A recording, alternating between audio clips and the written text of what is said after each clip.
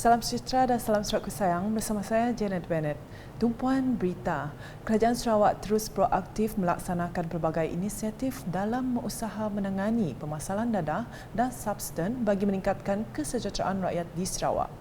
Satu daripada usaha dilaksanakan bagi mencapai matlamat tersebut adalah menerusi penganjuran sambutan Hari Anti Dadah Kebangsaan HADK 2022 yang diadakan secara serentak dengan program jualan terus dari ladang JTDL Keluarga Malaysia di Gedong. Menurut Premier Sarawak, Datuk Petinggi Tan Sri Dr. Abang Abdul Rahman Zohari Tun Datuk Abang Openg, Kerajaan Sarawak akan terus komited membantu memerangi penyalahgunaan dadah dan kesannya terhadap masyarakat. Jadi saya nak kongsi apa telah diambil oleh kerajaan negeri. Kerajaan kita membantu agensi pusat anti dadah untuk memerangi kesan dadah kepada masyarakat di Sarawak, lebih-lebih lagi orang muda. Sebab itu kita adakan beberapa kelas-kelas ataupun maklumat yang kita beri kepada masyarakat mengenai dengan bahayanya dadah ini, salah guna dadah.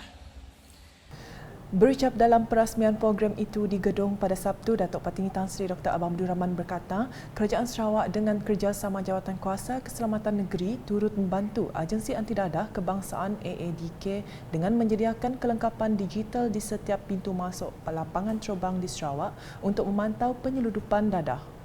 Turut hadir Menteri Perdagangan Dalam Negeri, Hal Ehwal Pengguna Datuk Seri Alexander Natalinggi, Menteri Belia Sukan dan Pembangunan Usahawan Sarawak merangkap Pengerusi Pemadam Negeri Datuk Seri Abdul Karim Rahman Hamzah, Pemangku Setiausaha Kerajaan Sarawak Datuk Seri Muhammad Abu Bakar Marzuki, Timbalan Menteri Pemodenan Pertanian dan Pembangunan Wilayah Sarawak Martin Ben, Ketua Pengarah AADK Sukenno Ahmad Belon dan Timbalan Ketua Pengarah Lembaga Pemasaran Pertanian Persekutuan Datuk Muhammad Mustafa Awang.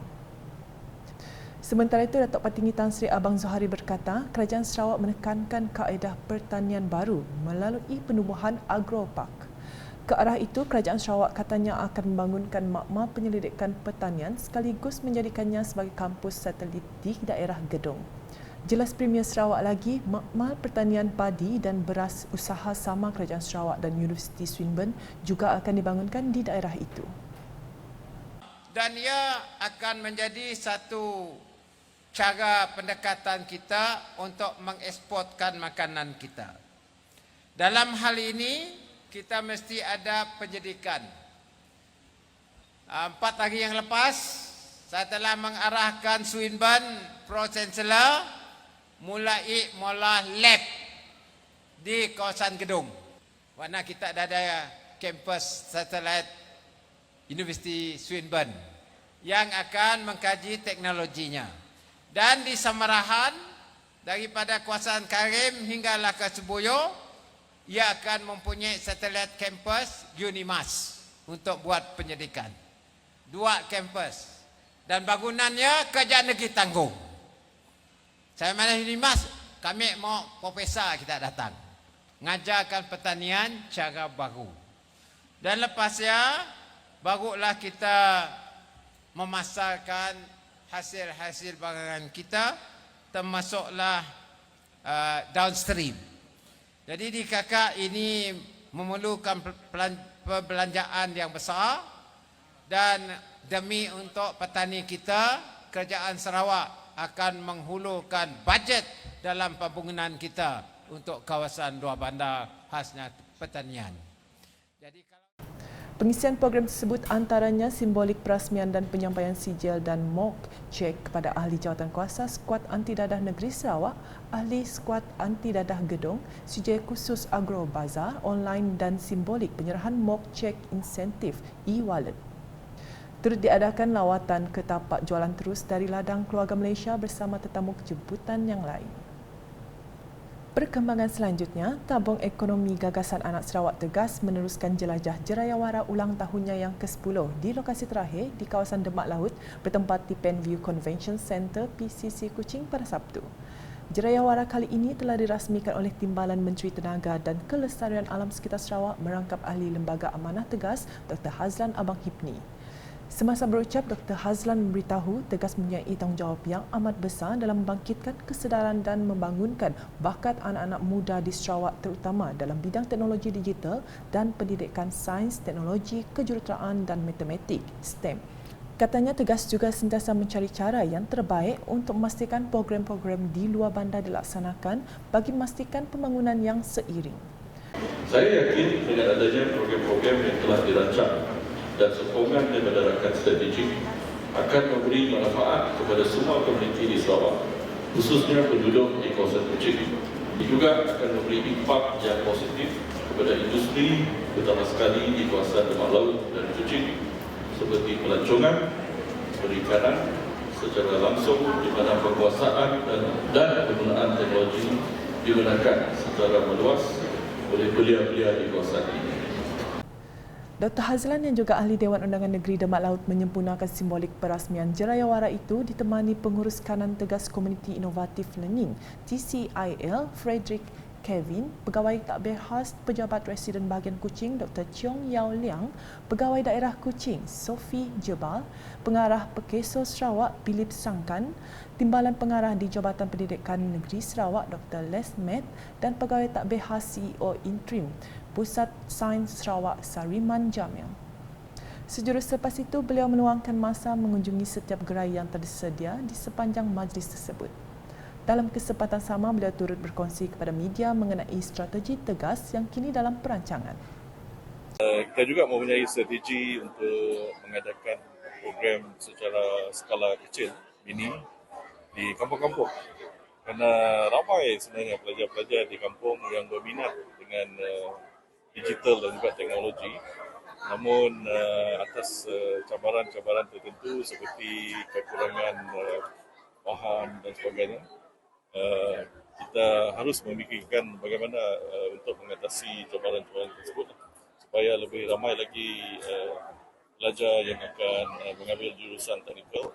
Untuk rekod, terdapat 10 lokasi yang telah dijelajahi oleh Tegas melalui program Jerayawara ini bermula dari Serian, Sri Aman, Debak, Betong, Sarike, Bintango, Kapit, Balingian, Marudi dan Limbang yang mana setiap kawasan tersebut telah berjaya menarik ramai pengunjung khususnya para pelajar, belia dan komuniti setempat. Seterusnya, Timbalan Menteri Perdagangan Antarabangsa, Industri dan Pelaburan Sarawak, Datuk Dr. Malcolm Musenamo telah menerima kunjungan hormat daripada Jawatankuasa Induk Pesta Benak Sri Aman 2022 di pejabatnya di Wisma Sumber Alam di Kuching pada Jumaat. Kunjungan hormat yang diketuai oleh Residen Bahagian Sri Aman, Sirai Daha itu bertujuan membincangkan pengisian serta kesiapsiagaan penganjuran Pesta Benak 2022 yang bakal berlangsung pada 9 hingga 11 September ini. Pada perjumpaan tersebut, Datuk Dr. Malcolm telah menekankan kepentingan aktiviti publicity dan promosi secara menyeluruh bagi pesta itu untuk menarik minat lebih ramai warga tempatan dari setiap pelosok Sarawak. Tuan Yang Terutama Yang di-Pertuan Negeri Sarawak Tun Pehin Sri Abdul Taib Mahmud dijangka akan menyempurnakan acara kemuncak pada hari ketiga pesta tersebut iaitu pertandingan regata lumba perahu. Sementara itu, para pengunjung juga boleh menghiburkan diri dengan acara-acara sampingan yang menarik seperti pertandingan Ratu Benak dan juga pertandingan Kebaya Nyonya Benak. Pengisian lain termasuk pameran pembangunan, pameran institusi pendidikan serta bazar ria untuk orang ramai. Keperkembangan di Miri, sebuah keluarga mangsa ribut di Taman Jelita Miri menerima bantuan bencana daripada Kerajaan Sarawak menerusi Jabatan Kebajikan Masyarakat JKM Sarawak pada Jumaat. Timbalan Menteri Kesejahteraan Komuniti Muhammad Razif Hitam telah menyerahkan sendiri bantuan berkenaan kepada mangsa yang melibatkan bantuan seperti kelengkapan tidur bernilai RM400, bantuan bahan binaan berjumlah RM3,750 dan tabung bantuan segera sebanyak RM300. Muhammad Razif berkata bantuan ini diberikan bagi meringankan beban serta memulih secara sementara rumah mangsa. Kejadian ribut itu telah mengakibatkan rumah milik persendirian Vun Tin Chong yang tinggal bersama isteri dan dua anaknya terjejas 75% pada bahagian atap rumah yang mana anggaran kerosakan berjumlah RM10,000. Di Kabong, seramai 14 orang pelajar Sekolah Menengah Kebangsaan SMK Kabong yang mendapat keputusan cemerlang dalam sijil pelajaran Malaysia SPM pada tahun 2021 menerima sumbangan insentif pelajar cemerlang dari Ahli Dewan Undangan Negeri Adun Kabong Muhammad Cik Kadir pada Rabu. Sumbangan berupa komputer riba diserahkan sendiri oleh Muhammad Chi kepada semua penerima dalam Majlis Perhimpunan Khas di SMK Kabong baru-baru ini. Dalam ucapannya, beliau berharap insentif itu dapat memberikan motivasi tinggi kepada para pelajar di SMK Kabong khasnya untuk terus belajar dengan bersungguh-sungguh. Terdahulu, Muhammad Chi hadir dalam majlis ringkas serah projek baik pulih ban pertanian di Empayang di bawah projek Pasca Banjir. Sebanyak RM300,000 peruntukan disalurkan untuk projek yang dilaksanakan oleh KZ Enterprise bermula pada 29 Jun 2022 dan dijadualkan siap pada 21 Oktober 2022 dan dikendalikan oleh Agensi Pelaksana Jabatan Pengairan dan Saliran Betong. Projek tersebut merangkumi pembinaan gabion sepanjang 105 meter dan bina baru jalan ban yang telah runtuh termasuk satu flap gate. Manakala di Miri dengan pemangku Setiausaha Kerajaan Sarawak Datuk Seri Muhammad Abu Bakar Marzuki telah mengadakan lawatan ke tapak pembinaan masjid baru di Taman Jelita yang terletak di Taman Tunku Miri pada Khamis. Lawatan itu bagi meninjau kerja-kerja semasa pembinaan masjid baru itu. Sehingga kini proses kerja pembinaan itu meliputi 70% siap. Hadir mengiringi Timbalan Menteri Belia Sukan dan Pembangunan Usahawan Merangkap Ahli Dewan Undangan Negeri Adun Lambe Dr. Ripin Lamat serta Residen Bahagian Miri Abdul Aziz Muhammad Yusof dan pemangku Setiausaha Majlis Bandaraya Miri. Seterusnya di Sibu, Ahli Majlis Daerah Luar Bandar Sibu MDLBS yang terdiri daripada kaunselor digesa agar sentiasa proaktif turun padang meninjau kawasan atau zon yang telah diamanahkan kepada setiap mereka. Menurut Ahli Dewan Undangan Negeri Adun Bukit Asek, Cheng Jin Ek, Ahli MDLBS juga harus bekerja secara berkumpulan dan lebih proaktif mendekati rakyat bagi menyelesaikan masalah agar masyarakat di Sibu dapat hidup dengan lebih harmoni. Bercakap semasa majlis pelantikan semula ahli-ahli MDLBS di Sibu pada Rabu, beliau berkata terdapat 4 orang wakil rakyat dari GPS di Sibu iaitu Dun Dudong, Bukit Asek, Pelawan dan Nangka di mana setiap tahun sebanyak RM5 juta diperuntukkan untuk setiap wakil rakyat dan di setiap dun. Ini bermakna untuk tahun ini terdapat sebanyak RM20 juta peruntukan projek transformasi luar bandar RTP dan sebahagian adalah untuk kawasan MDLBS katanya. Tambahnya lagi, tugas sebagai kaunselor juga bukan mudah, terutama sekali bagi kawasan MDLBS yang mempunyai kawasan yang besar. Dalam masa sama, beliau berharap kaunselor dapat membantu rakyat tanpa mengira agama, bangsa dan pemahaman politik. Seramai 32 orang ahli MDLBS dilantik semula berkuat kuasa dari 1 Julai 2022 hingga 31 Disember 2022 untuk tempoh 6 bulan. Sekian edisi malam bersama saya, Janet Bennett. Berita lebih lanjut boleh didapati di semua platform media sosial KAS termasuk portal kas.sarawak.gov.my dan UKAS channel di YouTube. #menyebar fakta, salam UKAS.